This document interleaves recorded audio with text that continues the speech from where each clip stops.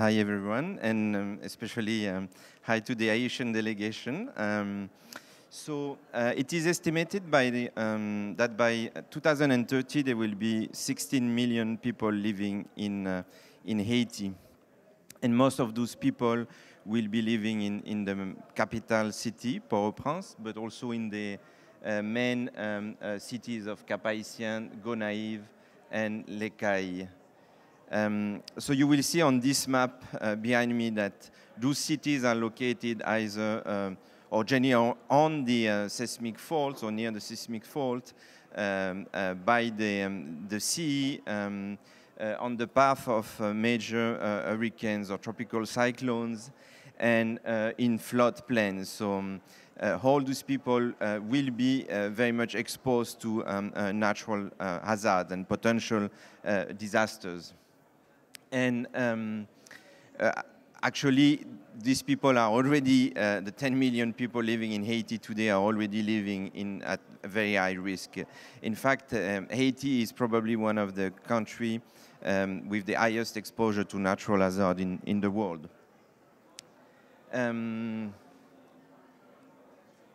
At the same time, we heard about during the past few days about the importance of early warning systems. In fact, there was even an announcement to bring early warnings to the world and the most vulnerable. Early warning works only if people have a place to evacuate. In a country where more than 60% of the population lives below the poverty line, and where actually a quarter of that population lives in extreme poverty, and where more than 2 million people are at risk of falling back into poverty, the demand for evacuation infrastructure is very high. The demand for not only evacuation infrastructure but also shelters is extremely high. And that's the topic of my presentation today. So my name is Michel Matera. I'm a disaster risk management specialist with the World Bank in Washington, D.C.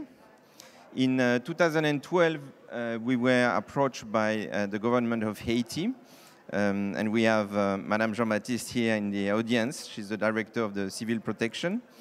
And Dr. Yolande Surelin, who is a coordinator of a project we have the government of Haiti. So we were approached by the government of Haiti to help them look at the shelter issues in the country. To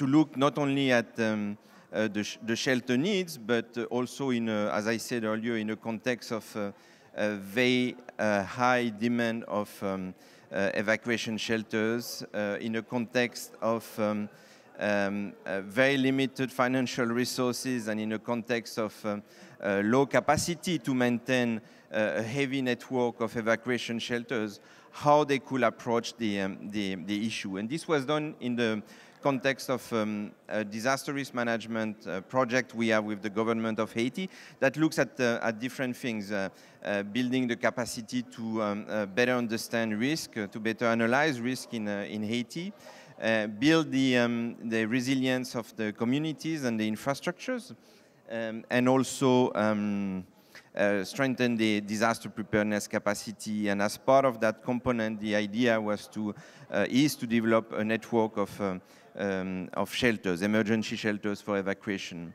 So in this context, or to respond to this need, we approach the Urban Risk Lab of MIT and the Harvard Graduate School of Design and the University of Hanover to help us think about what type of strategies we could develop in this context.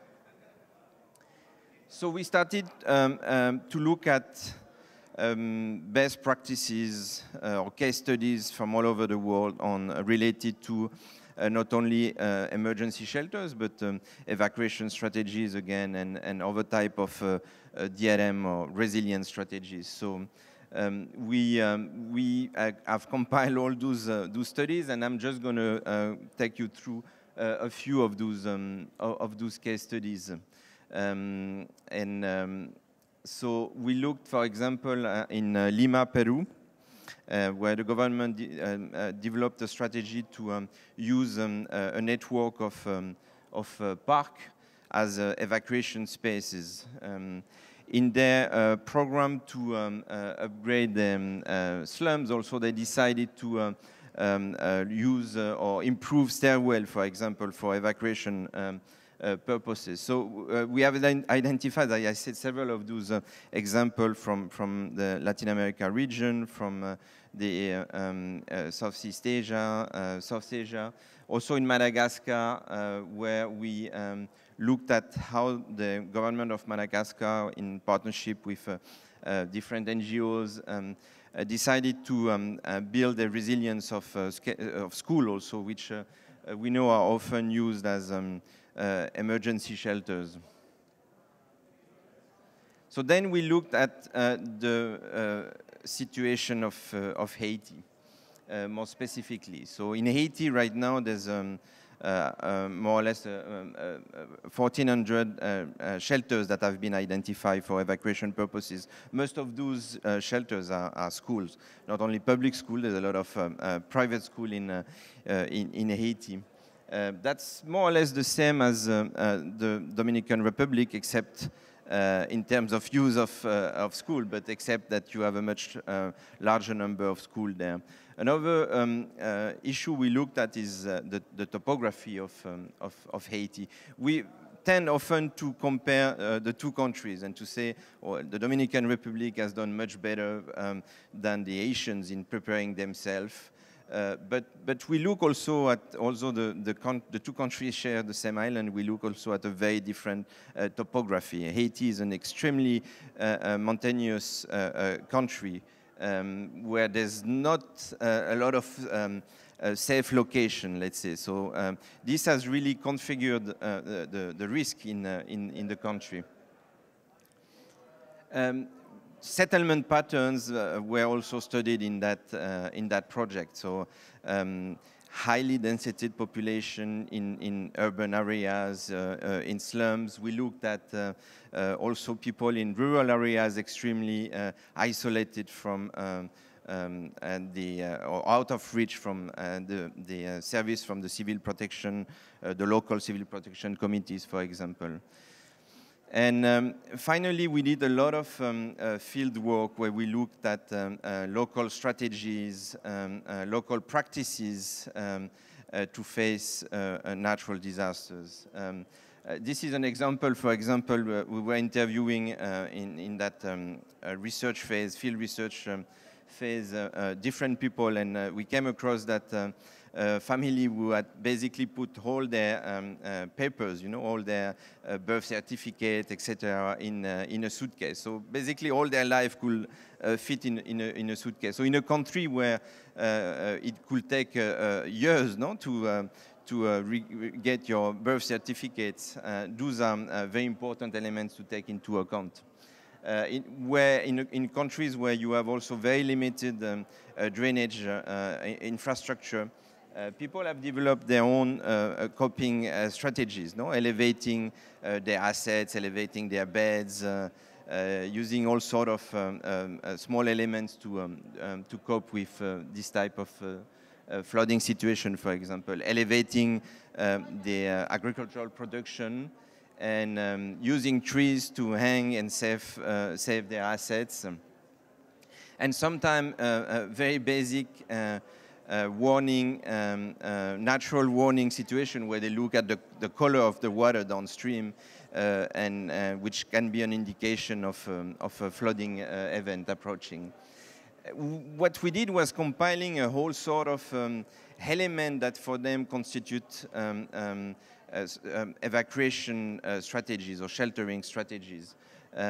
So we've compiled those elements, but also who in those who can play a role in those coping strategies or evacuation strategies.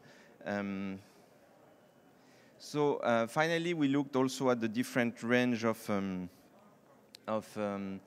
typologies in Haiti. As I said earlier, it's a country with a very mountainous territory. So again, that has configured a wide range of risk. A risk of storm surge along the coast, a risk of flash floods in some of the multiple ravines that you have in the country, a higher exposure to hurricane winds as you move into the mountains. So here I'm going through some of the main findings of this study. So the first one is that, again, the risks are very localized, hyper-localized, and there's not one solution fits all in terms of evacuation needs. So we're not in Bangladesh where by building elevated shelters you can protect your population. You look at a very wide range of risk. Those risks are also very temporal, so they occur along the year, but you have a hurricane season. Very often the peak of the hurricane season correspond to the start of the school year. So it's very important to consider those elements, especially if you're going to use your your school networks as shelters. Saving people is critical, but saving livelihood is as important. So how you configure your shelter or your shelter space to take that element into consideration. So, for example, to receive cattle. For a family, losing their cattle could be losing their whole livelihood and put them in a even more vulnerable situation. How you bring the communities into the process of thinking about the shelter needs, the design of the infrastructures, getting the leadership from the local community. This is something the Haitians have been working on for the past 15 years. I think it's been a very successful approach, no? Engaging local communities through the establishment of risk management committees. Then also risks don't have administrative boundaries. No, it's very important to, when you plan when you design your shelters or your evacuation roads, that you look at the ecological region, no? Watersheds, not just administrative regions. Haiti has received a lot of international experts. It's good. You get access to good international expertise, but it's also very important to look at, again, the local expertise and also those coping mechanisms that communities have developed. We looked at, in the context of limited resources, we looked at the opportunity of using existing infrastructures, no? Instead of just building new infrastructures or configuring the development of new infrastructure, productive infrastructure, for example, like market, to be used as evacuation space. I'm going to run that a bit faster. Finally, it's also important to see how those infrastructures, again, in a country that lacks infrastructure, how those shelter infrastructure can be used throughout the year, no? For other purposes than shelters.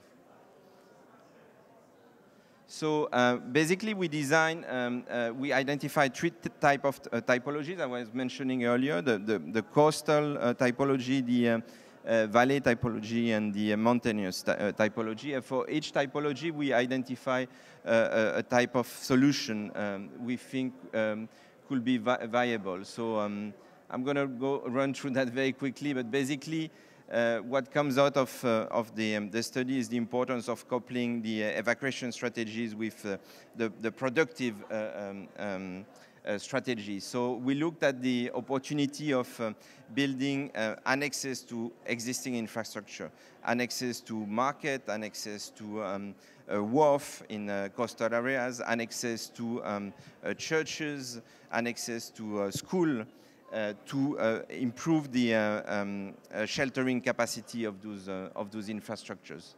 So it's a set of proposed prototypes. So we are now engaging in piloting of these different prototypes.